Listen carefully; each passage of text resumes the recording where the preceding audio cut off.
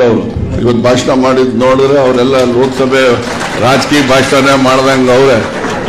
ನೋಡೋಣ ಏನೇನಾಗ್ತದೆ. ಅವ್ರಿಗೇನು ಬಿಜೆಪಿಲಿ ಸೀಟೇನು ಅವ್ರ ಆಲೆ ಬಿಟ್ಬಿಟ್ಟು ನನಗೆ ಬೇಡ ಅಂತಾರೆ. ಈಗ ಅಲ್ಲಿ ಕೊಡ್ತೀವಿ ಅಂದ್ರೆ ಈ ಕಾಂಗ್ರೆಸ್ ಅಲ್ಲಿ ಸೇರಿ ಕಾಂಗ್ರೆಸ್ ಅಲ್ಲಿ ಕೆಲಸ ಮಾಡಿದ್ರೆ ಕಾಂಗ್ರೆಸ್ ಪಕ್ಷ ಬಡವರ ಪರವಾಗಿ ಕೆಲಸ ಮಾಡುತ್ತೆ.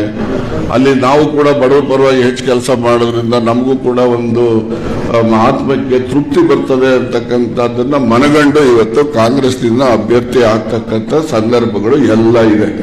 100ಕ್ಕೆ 99 ಇದೆ. ಏನಪ್ಪ, ನಾನು ಕೊಡ್ಸೋದಲ್ಲ, ಅವರೇ ತಗೋತಾರೆ. ಅವ್ರ ಶಕ್ತಿ ಇದೆ. ನೀನು ಕೊಡ್ಸಂಗಿಲ್ಲ, ನಾನು ಕೊಡ್ಸಂಗಿಲ್ಲ, ನೀವೆಲ್ಲ ಓಟ್ ಕೊಡ್ಬೇಕಷ್ಟೇ. ಆದ್ರಿಂದ ಏನೇ ಇದ್ರು ಕೂಡ ಸುಮ್ಮನೆ ಏನೋ ಸೊಸೈಟಿಗಳದ್ದು ಹೇಳ್ತಾ ಇದ್ರೆ ನಿಮ್ಗೆ ಅದಿಷ್ಟ ಆಗಲ್ಲ ಜಾಸ್ತಿ. ಇಂಥವೆಲ್ಲ